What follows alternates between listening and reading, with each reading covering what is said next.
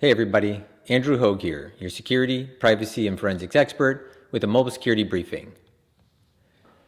Today I'd like to talk about a report that was released in late January by the Synopsys Cybersecurity Research Center, and they were looking at the software bill of materials for 10 popular Android sporting and betting apps. The analysis is really interesting, so I certainly encourage you to take a look. They give a quick overview about how mobile apps are made, some details about how they do their static binary analysis, and then looking at the different components and vulnerabilities that they found throughout the applications. They also dive into a number of applications, giving an idea of what it looks like when a developer is close but hasn't quite yet gotten dependencies up to date, what it looks like when they're not even trying, and how really putting a strong focus on security can make a big difference in the overall posture of the application.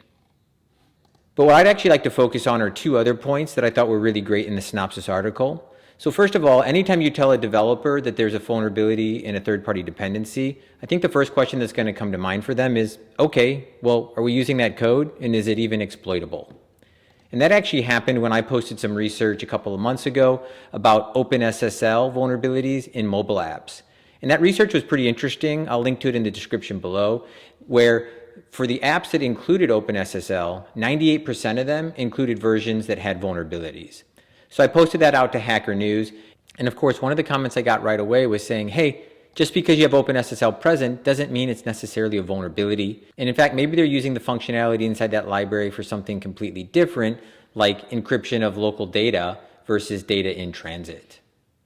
And so the great thing is that Synopsys pointed this out. A lot of security vendors tend to run around and say the sky is falling, and they said, look, just because there's known vulnerabilities in the open source components, it doesn't necessarily mean it's exposed in the app. And there's actually some really interesting research that's been done by Kenna Security. In a report they released in January 2022, they found that the exploitability of CVEs is actually pretty low. Somewhere around about 16% of the vulnerabilities on the list. And if they really look more at exploits happening in high-risk vulnerabilities, they're really looking at more about 4%.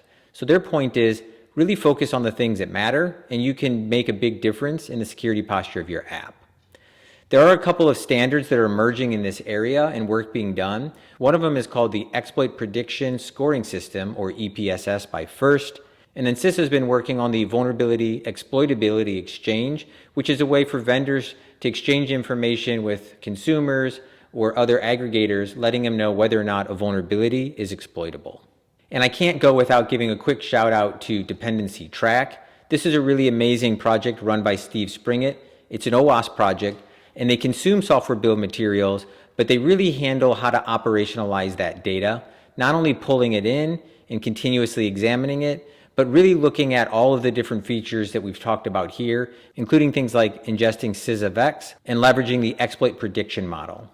There's so much going on in this application, and what's amazing is it's open source, you can install it with a single Docker command, and it's a full stack solution ready to deploy. So definitely check out Dependency-Track if you're interested in these topics. The other thing that I wanted to point out is that Synopsys had the idea of SBOM as a proxy, and I found that to be a really interesting idea. We certainly can't predict the overall security investment and posture of an app just from their software bill of material, but looking at their SBOM health, how outdated are the components, is kind of an indication as to whether or not developers are really focused on this particular problem. And one of the things about software bill of materials and software supply chains is there's actually a lot of free tools out there that they can leverage to understand the software supply chain and even automatically make updates if there are vulnerable versions out there. Services such as GitHub Dependabot or Renovate help developers do this.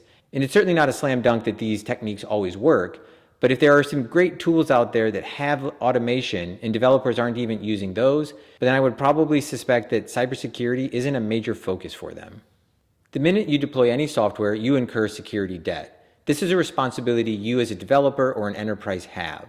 And leveraging things like static analysis to look at your software supply chain and understand vulnerabilities that exist and vulnerabilities that might be really easy to patch by simply doing an upgrade is par for the course. So definitely take a look at this article and consider trying out Dependency-Track or other software bill of material tools that help you understand what's inside your app and how you can mitigate those security issues if they're exploitable. Thanks so much for watching.